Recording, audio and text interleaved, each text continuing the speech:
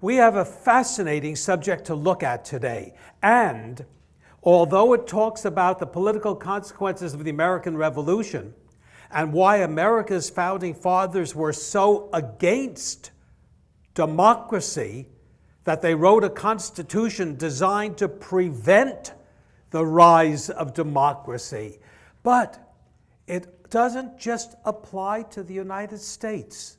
The questions raised were significant questions today. And all of the subject matter that we'll be discussing has a relevance to today. For instance, George Bush is talking about democracy in Iraq, democracy in the Middle East. But is he aware of what democracy means?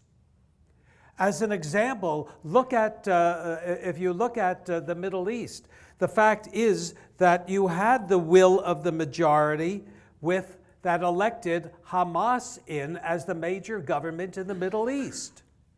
So democracy usually means the will of the majority. But how do you know the will of the majority will be the right will? And that is really significant. Before we start, let me give you two examples. I live in Vancouver Center, in the West End. And years ago, the Minister of Justice, his name was Ron Basford, some of you remember him, decided that perhaps the time had come for Canada to abolish capital punishment. And he decided, he was the MP for my riding, he decided that he would send out a questionnaire so he could gauge how the people feel in the West End. The result was over 75% of the people of his riding voted to retain the death penalty. He then voted to abolish it. Now, this happened a second time with Pat Carney, who's Senator Pat Carney. She too decided, there was a couple of years ago, there was a very interesting vote in the House of Commons whether we should bring back the death penalty. And she wanted to know how the same people in the riding felt about it. And once again, the figure was almost identical as that originally. The people in my riding wanted to bring back the death penalty. She then voted against it.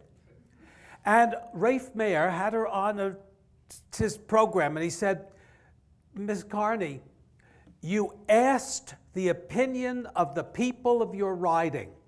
You didn't. It was a free vote, but you asked the people and they told you. How could you vote opposite to what the democratic wishes of the people of your riding wanted? And she said, for one reason, we don't live in a democracy. The people have the right to elect me or to throw me out of office. Once they elect me, I am free to do what I think best. Now that's really very interesting. So this is a very important issue. Okay, let's begin. First of all, the American Declaration of Independence was a remarkable document. But the Declaration of Independence told what they are going away from. It gave no indication what they are going to replace it with. Now, we'll get to that in just a minute because I find this incredibly fascinating. Look at this. This is Thomas Jefferson. He was known as quite a curious, radical, and free thinker. But he wrote this and they approved it. But notice what it says. We hold these truths to be self-evident. Come on now, have you ever heard of self-evident truths? What's a self-evident truth? Do you have any idea what he's talking about? Of course not. There are no truths that are self-evident. But he liked that.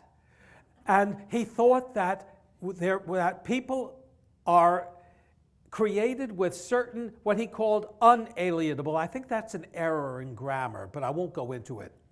I think it should be inalienable, but that's all right. they're not necessarily a grammarian, that among these was certain unalienable rights. Now that's a very interesting philosophical assumption. What he's saying is, just for being here and just for being alive, you are guaranteed certain rights that cannot and must not be taken away. Now, this is very, very interesting. And he named them life, liberty, and the pursuit of happiness. Who ever heard of an inalienable right that we're entitled to the pursuit of happiness? It sounds nice. It's good, but it actually goes nowhere. But now, notice what he does. Now, this is very, very interesting. That to secure these rights, life, liberty, pursuit of happiness, governments are instituted among men. Now, let's just stop there for a second. So, automatically, he's making a very interesting assumption. Even though there was nothing to replace what they are leaving, the British system, he's assuming that government is a means to an end. Now, that's really a very interesting point. Government is not an end in itself. Now, tell that to the Houses of Parliament. The sovereignty of Parliament is indisputable right to the present day. Parliament is sovereign. It's an end in itself. What Jefferson is saying is, no, government is a means to an end. And the end is to protect your life, your liberty, your pursuit of happiness. Now, that's an incredible philosophical statement and is asking for a lot. And then notice that the final sentence here, governments are instituted among men, deriving their just powers from the consent of the governed. That is the most radical idea you've ever heard. Absolutely the most radical. It's assuming that we have the right to consent. Government, it doesn't come from top down, it comes from us up. And so Jefferson in the Declaration of Independence was throwing out to his fellow countrymen a formula that's almost impossible to work. But he believed this, and this belief is very interesting. I want to go into that just a little bit more. Look at this next part, and this is going to shock you if you're not already shocked or surprised. That whenever any form of government becomes destructive of these ends, what are the ends? Life, liberty, and the pursuit of happiness. It is the right of the people to alter or to abolish it. This guy loves the idea of revolution. Do you accept that? That we have the right, if we decide the Parliament is not doing enough to protect our life, liberty, and our pursuit of happiness, that we have the God-given right to abolish Parliament and to change the system of government and put in one that does protect our life, liberty, and pursuit of happiness. This is an incredible idea. It's a beautiful idea. It's a revolutionary idea. And the big question then was, can you invent a government that will do this? You don't want the parliamentary system because Parliament is sovereign. How do you invent? Where do you begin? And this was a very interesting question. Now, this idea of the right of the people to alter or to abolish it, this idea comes from John Locke. Jefferson was a plagiarist. He took the ideas of John Locke and he incorporated them into his own way of thinking. John Locke in 1690 wrote a treatise on government. And he said he was a good friend of Newton. And just as Newton discovered the natural laws of the universe, Locke decided that just as there are natural laws of the universe, there are natural rights of the universe. And to Locke, the three basic natural rights are life, liberty, and property, of which he considered property to be the most important. Yes, I know Jefferson changed property to pursuit of happiness, but let's not bother, let's not worry about that. He was feeling good when he did it.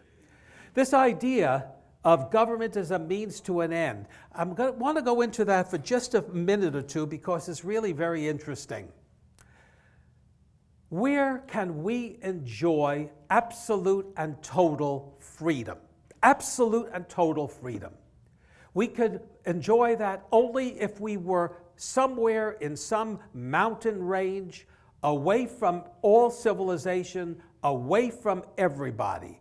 That's when we would be totally and completely free. We can do anything we wanted. But the second people come together, then there could be problems developing. Because in living together, you no longer can enjoy absolute and perfect freedom. So what you do is you give up a little bit of your freedom for a greater freedom, for protection, for instance. So, okay, now maybe you have to agree that we'll live by laws, because if we don't have laws, we would have anarchy.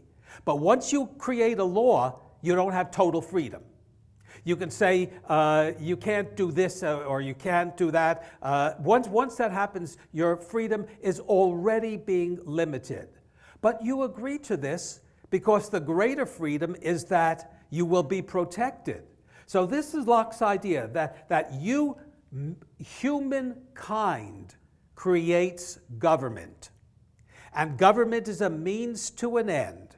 And government it's a compact between us. Say all of us together. Say we were free, living in some northern part of BC, and we decided we're going to come together, live together, and form a government. We would meet like this, and we would decide, okay, what are some of the laws that we want to make? What are some of the property rights we want to make?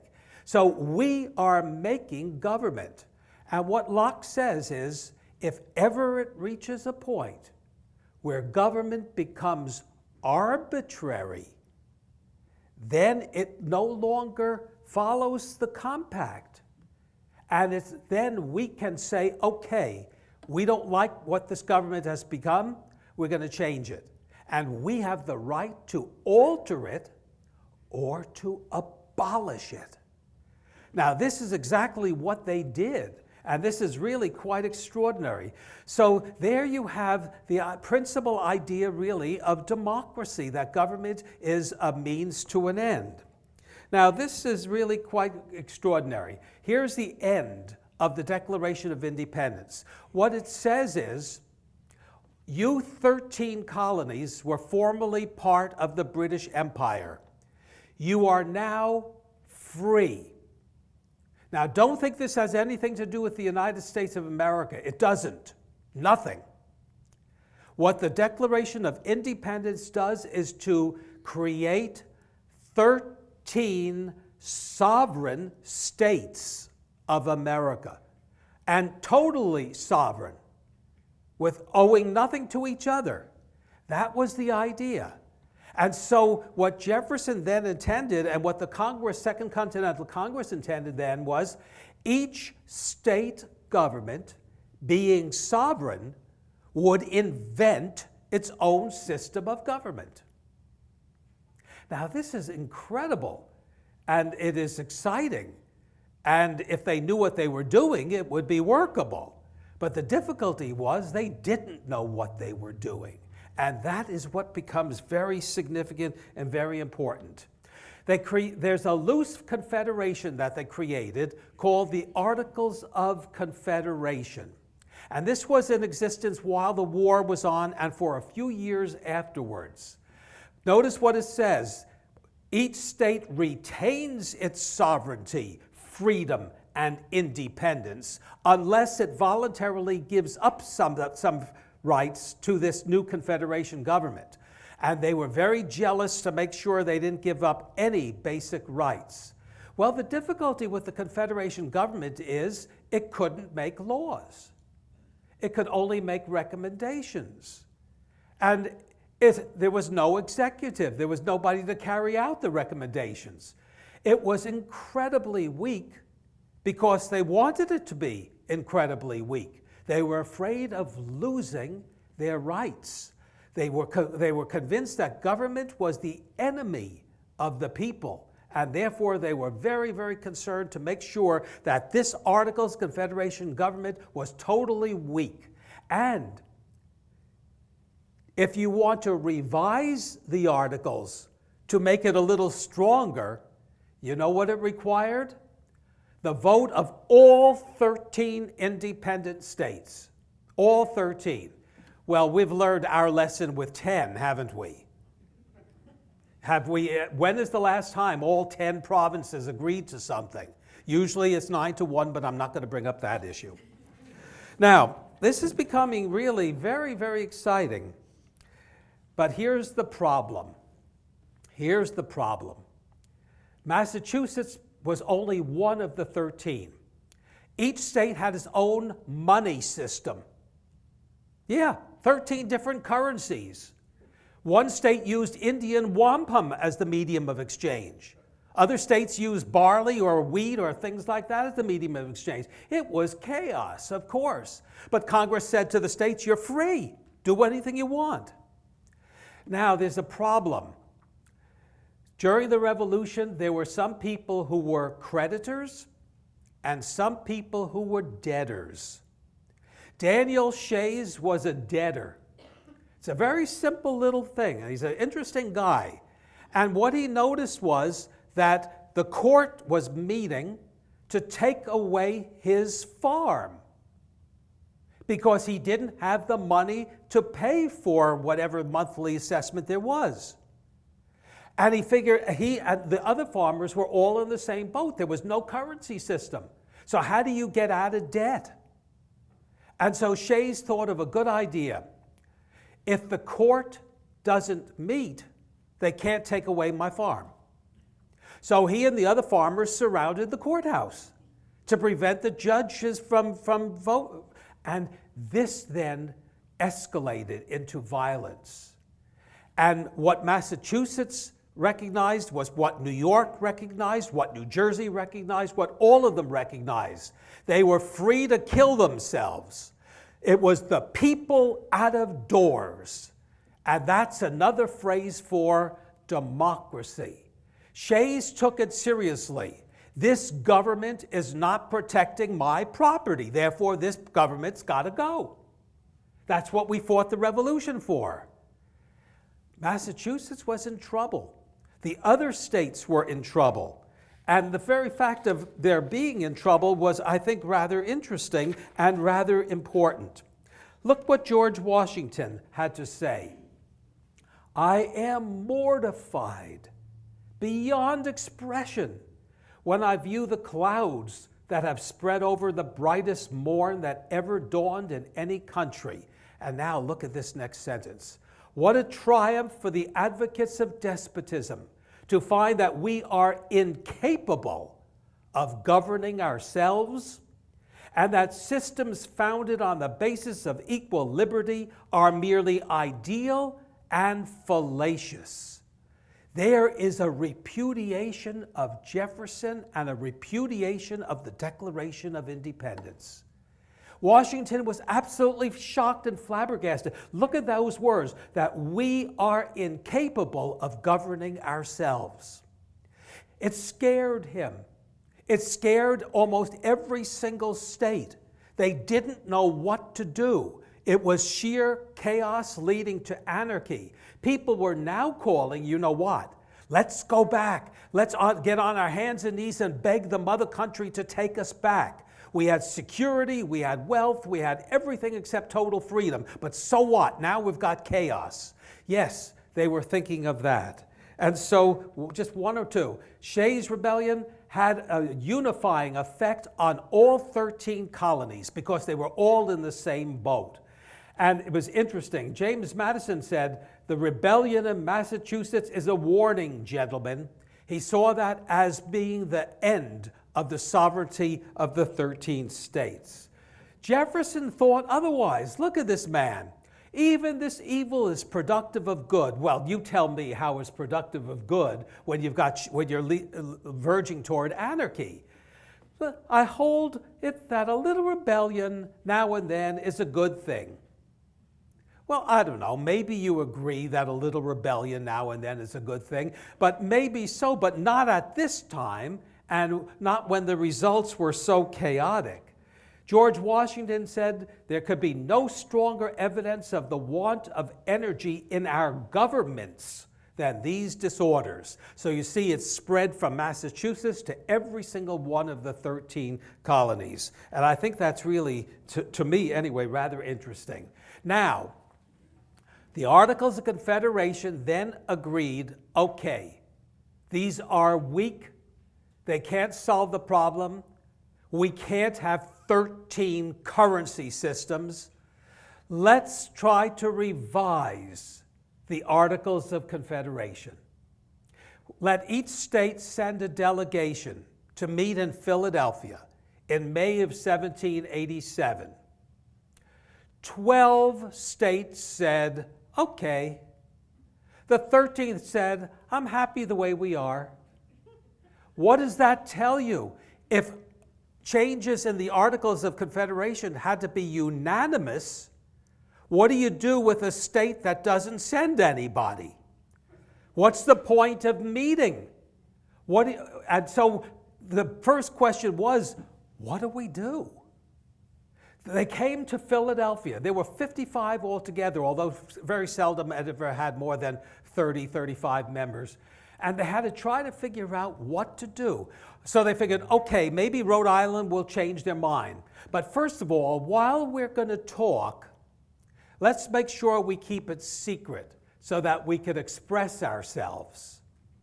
Oh, keep it secret? Why do you want to keep it secret? What's going to leak out that you don't want leaked out? In other words, if you're so concerned about the people, why not let the people know what you're doing? But no, they wanted it secret. And there was one blabbermouth. I'm not saying that when you're 85 you're a blabbermouth, but this particular 85-year-old was a blabbermouth. His name was Ben Franklin. So they had two people guarding him all the time so that he would keep his mouth shut and so that they'd be sure. They talked about revising the Articles. They talked about revising the Articles, and you know what? It took only 1 week before they said, the hell with the Articles. They're not worth keeping. They're not worth revising. Let's start over from scratch. So here you have a group of about this size, and they elect George Washington as presiding officer. And he says, I was going to say gentlemen, I was going to say ladies and gentlemen, but sorry. Gentlemen, how do I begin? What do I write down? What do we do? These people had to figure out every single word. They had to figure out what type of government they wanted. James Madison was the man who was the most prepared. He came with books showing every government that ever existed in the history of the world. And he even wrote down suggestions. Other people came with ideas. They had to invent a form of government. But one thing was interesting. They knew what they had, and they knew it was unworkable. They did not want to return to Great Britain. They did not want a system where Parliament was supreme. Because if Parliament is supreme, it could become arbitrary. And that's just what they revolted from. So what do you invent? Where do you begin? What do you do? These 35 people talked, and they came to certain interesting arguments and conclusions. They argued back and forth. The only reason we know is that James Madison, in secret, wrote down as much as he could after the day's session was over, including names of people who said everything. They were published 50 years later for the first time. So nobody at the time knew that the debates in the Congress of the in the convention were being recorded by a mind, and so he made a lot of inaccuracies. Spelling was atrocious, but they weren't concerned about the spelling. But we have these notes, and it becomes interesting. They invented the system that how do you prevent a government from becoming arbitrary? It's very simple. Have a separation of powers and make sure no one branch of government could become too strong. And they decided, and this was a fascinating idea, we want a 3-branch system of government. We want a Congress that will make laws. We want an independent executive. Now that's unheard of. An independent executive to have the right to say, I think this law is terrible. We have a judiciary to decide what the law is all about. And to have a system of checks and balances. So the Congress makes the laws, the president could either sign or veto them. If he vetoes them, it goes back to Congress. And if they persist, they can pass it over his veto with a higher number voting. Or Congress could say, or the judiciary, the judges could say, Congress acted wrongly. Or they could say the president acted wrongly. They don't like doing this to a president, but they do it. They did it to Harry Truman in the middle of the Korean War when he got angry at the steel mills for going on strike and ordered them back. And the Supreme Court says, hey, you don't have the power to do that. I know, where's the Supreme Court today? That's a different issue and a different topic. We won't get into that. So they did something interesting. Now, look at Washington. We have errors to correct. Boy, what an understatement. We have probably had, too good an opinion of human nature. Well, let me ask you, what is your philosophy of human nature? Hamilton said, the people, sir, is a great beast. Well, they can be. They can be. Shays' rebellion proved that if the people really start, look what's going on in Burma. Sometimes it's for the good. Sorry. Experience has taught us that men, this is great, that men will not adopt and carry into execution measures best calculated for their own good without the intervention of coercive power. You know what that means, don't you? Force. Well, if you start thinking like that, aren't you in danger of going right back to what you had? The sovereignty of Parliament? So this scared people. But you see, they were all trying to figure out, we know where we are now. We're in hell. We have got to do something, and we have to do it fast. And we don't have time to pussyfoot around. Let me give you just a few others. What astonishing changes a few years are capable of producing. I'm told that even respectable people speak of a monarchical form of government. That's how bad it was, that people could openly say, we were better off before. Let's go back to and beg George III to take us back. And this idea was going. And as he says, from thinking proceeds speaking, thence to acting. He was scared stiff. He really was. Okay, we're getting to the nitty-gritty. Now, Congress, they decided, would be 2 houses, an unruly democratic branch and a ruly aristocratic branch that could check the unruly democratic branch.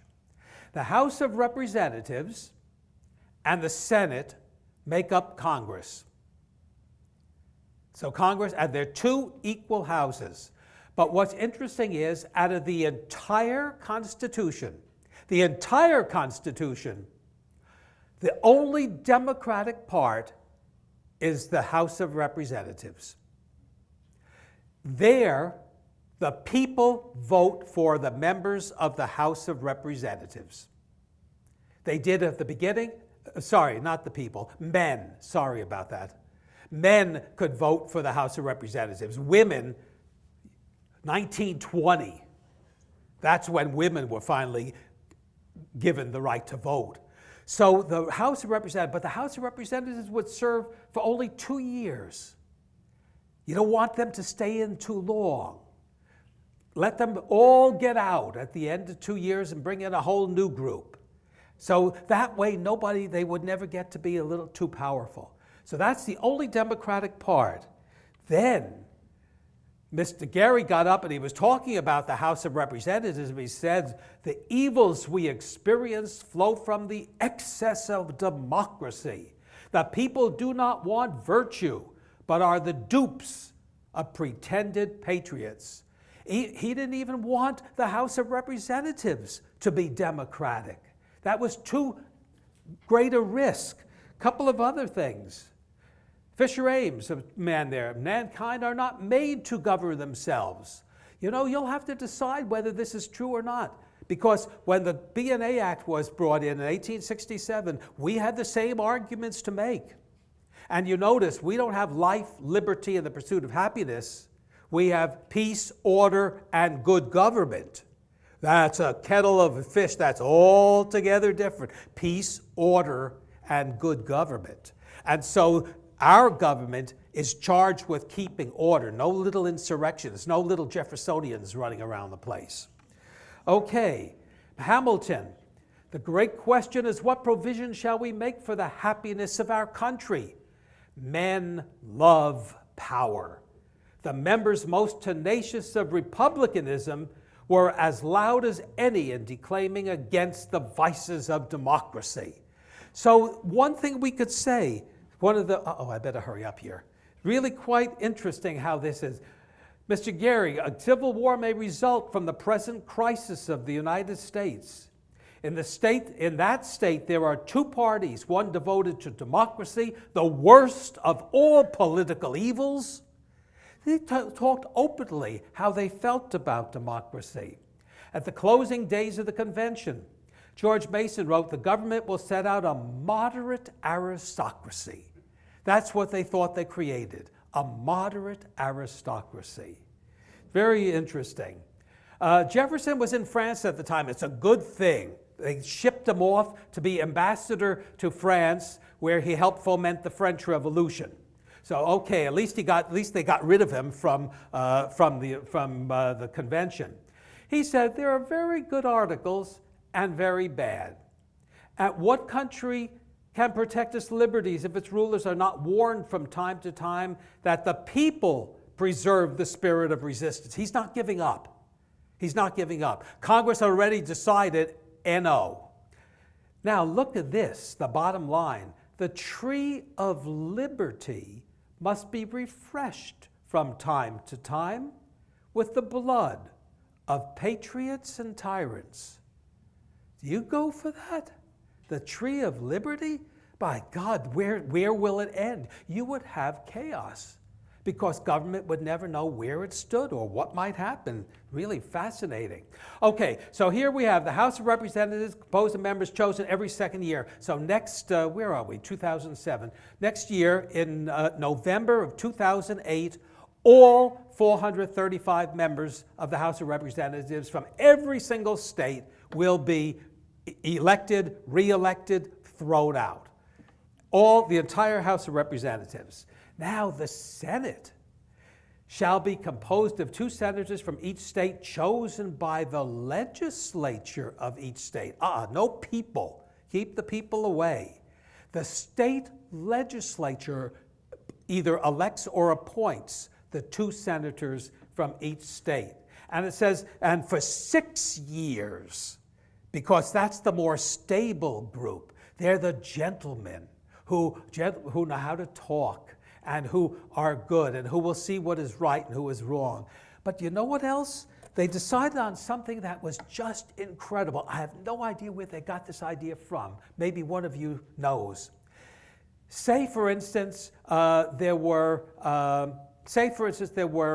26, two senators from each state, 26 members of the Senate.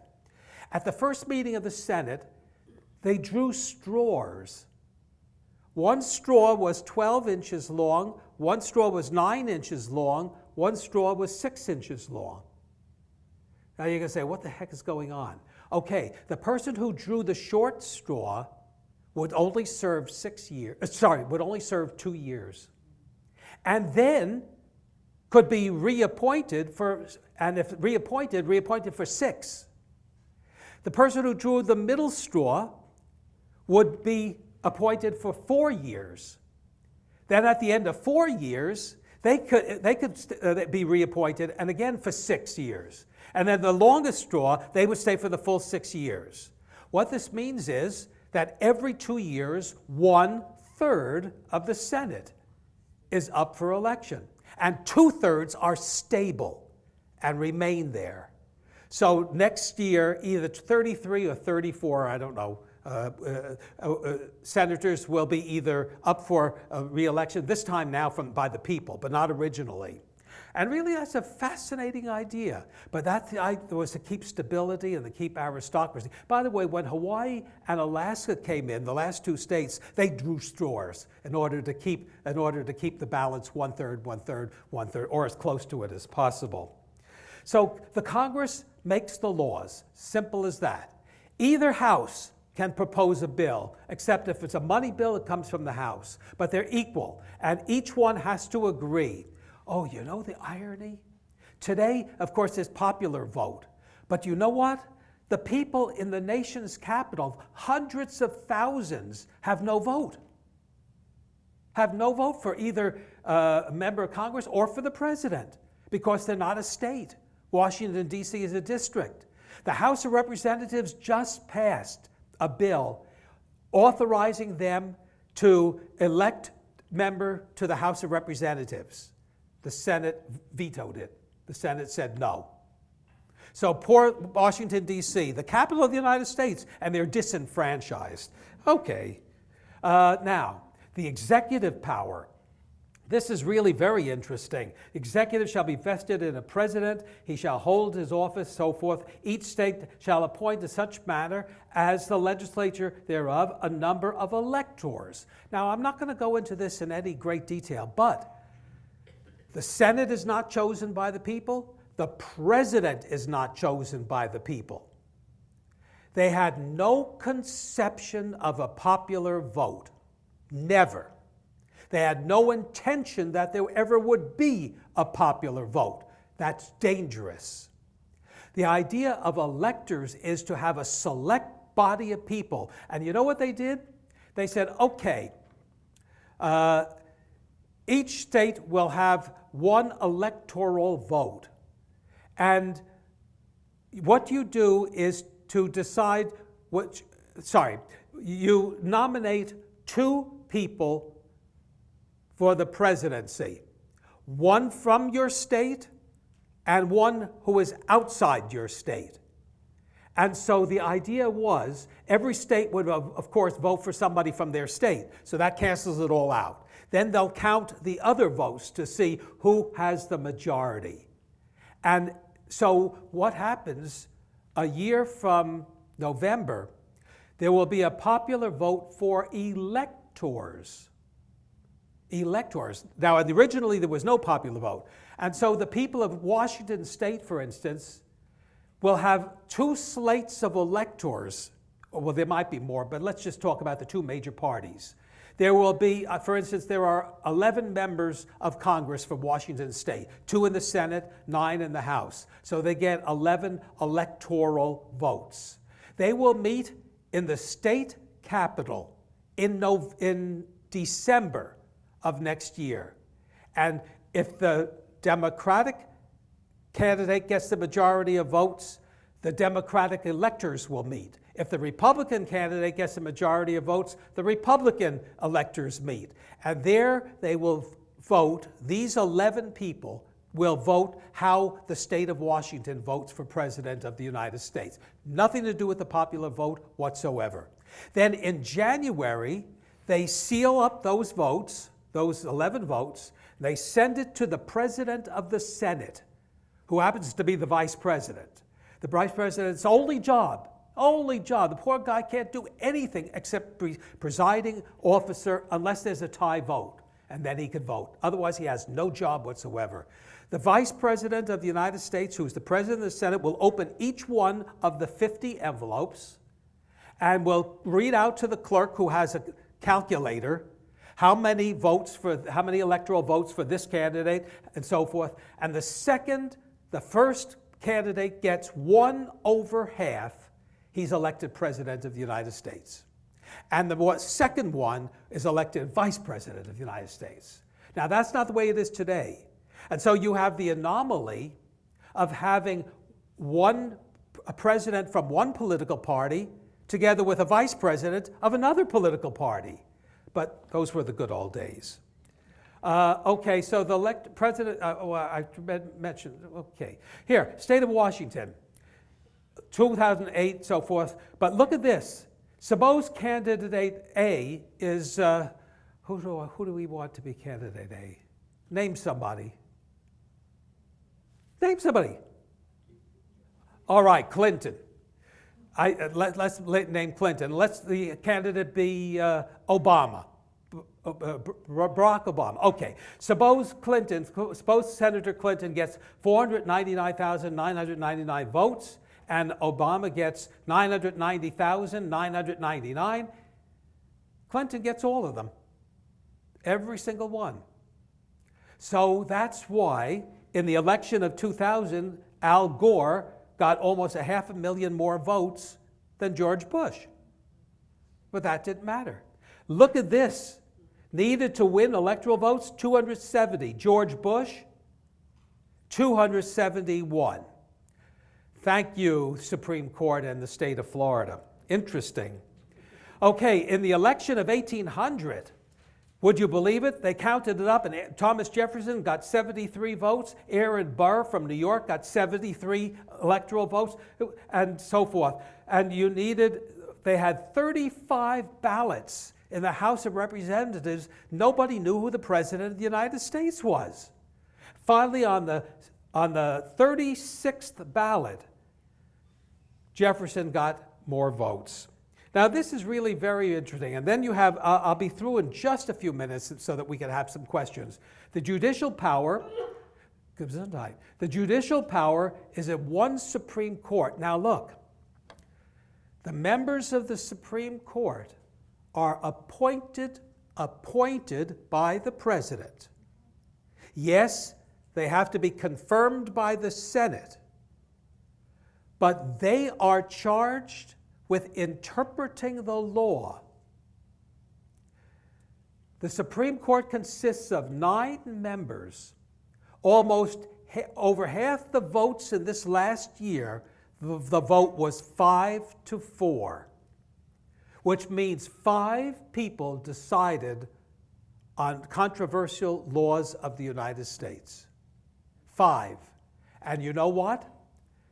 There's only one answer to a Supreme Court decision, just one, and that's to rewrite the Constitution, or to put in an amendment to the Constitution. That's hard to do. So the judiciary has enormous power. It could tell the Congress, as it did just recently with part of the Freedom Act that George Bush loved so much. They said, this is unconstitutional. And senators howled, how could you do this, and so forth. Supreme Court's answerable to nobody, and they're appointed for life. Several years ago, Franklin Delano Roosevelt, that was interesting, Franklin Delano Roosevelt, in the middle of the Depression, was trying to enact legislation to save the country. And he was doing things that were not in the Constitution. The Constitution doesn't give the Congress of the United States the right to create Social Security. Does government have the right for Social Security? So the argument was the states have that right, not the federal government. But Franklin Roosevelt said, no, there has to be a federal Social Security. And the big question was that the Supreme Court was starting to rule the acts that he asked Congress to pass, they ruled it unconstitutional. So he came up with a terrible idea. He said, you know what? For every justice who turns 70, the president, and doesn't retire, the president should have the right to appoint another judge. Can you imagine? No? Yes? Oh, okay. Anyway, Congress said absolutely no way. I mean, we are trying to pack the court. So this becomes really very interesting. And then finally at the end, the United States shall guarantee to every state in this union, and here is the crunch, a Republican form of government, not a democratic form of government. And that's the key. And in a way, what Ron Basford and Pat Carney said when they asked about approval, said, look, you elect me, I am free. I don't care. I don't want to say they don't care. They do care, but they're just not listening. And they figure, we have the right at the next election, you have absolutely right to throw us out of office. But until then, I'm free to act according to my conscience of what I think is best. We in Canada have a Republican system of government under a constitutional monarchy. But we have a Republican system of government. And we don't even elect the Prime Minister, do we? Do we? No, we have no say. Okay, this is really very interesting. And so this is the key, really. And of course, the big question now is to see how the Constitution tries to balance power so that government is a means to an end and not an end in itself, so that the majority of people are guaranteed life, liberty, and the opportunity to pursue happiness. Now, it was terribly imperfect. And Ben Franklin said there was a symbol of a sun in front of George Washington's desk, etched into the wood. And Benjamin Franklin said, you know, for the last 4 months I wondered whether that was a rising sun or a setting sun. And he said, you know what? There are a lot of things I don't like about this Constitution, but I think it's a rising sun. And that really was very, very perceptive. Of course, the question now was, how do you get the states to approve it? Because every member, once this got out and was published, there was holy hell. We didn't send you to Philadelphia to do this. This is a revolution. We sent you to Philadelphia to propose revisions of the Articles of Confederation, not to scrap them and to create on your own a brand new system of government. Who gave you that right? Patrick Henry in Virginia, the man who said, give me liberty or give me death, one of the great freedom fighters during the Revolution, said, this is awful. Absolutely awful. I will exert to the end of my days that Virginia not approve of this. Now, what happened is, the writer said, let each state call a special convention and debate one thing and one thing only. Should we approve this Constitution? Nothing else. And this was really very interesting, but they also knew, okay, but how many states? It can't be unanimous because Rhode Island isn't here, and they're not coming, and they're not going to be interested in it. So they decided, well, maybe it should be 12 of the 13. 11? 10? Finally, they decided, let's keep it at 9. So in other words, they said, if we get more than 4 states saying no way, then we'll have to go back to the drawing board. And so they were prepared that 4 states would vote against it. It came so close. It came close in Massachusetts, in New York. People were, and especially Virginia, sometimes there was a debate, sometimes there were duels fought. Hamilton and several others, Madison, decided to write some newspaper articles telling the people, don't be afraid of having an executive. Don't be afraid of this person. Yes, he'll have the power to execute, but he'll do it in the right way. Well, this is interesting. I'll stop in just 1 minute. During Washington's first presidency, Congress passed an excise tax on whiskey. Okay, that didn't affect many people, but it affected some of the farmers, especially in western Pennsylvania. And they said, we're not going to pay it. And Washington was trying to figure out, what do I do? How do I execute the laws? And he said, anything I do will become precedent. Others will follow from me, so I have to be very careful how I exercise the power I have.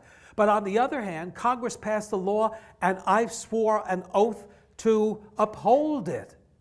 He's trying to figure out what's the right thing to do. And his friend Hamilton said, this is a precedent. If you don't set it right, there will be no government in the future. So he said, how? He said, create an army. And Hamilton created an army of 5,000 soldiers. There was no army. They were all back home after the Revolution. 5,000. And he convinced Washington to lead this army on his beautiful white horse. And there he was, back in his general's uniform again, the President of the United States, leading a 5,000-man army to find 16 people in western Pennsylvania. They found them, and Washington pardoned all of them. He wasn't interested in, he was trying to prove one thing. I've got the marbles, I've got the power. This new government has the power to execute its laws. That made, there are a whole bunch of these things that were happening. That's a different story in itself. So, if you're in favor of a democracy, shout yay. If you're in favor of a republic, shout yay. And thank you. And if there's some questions, I'll try to answer them.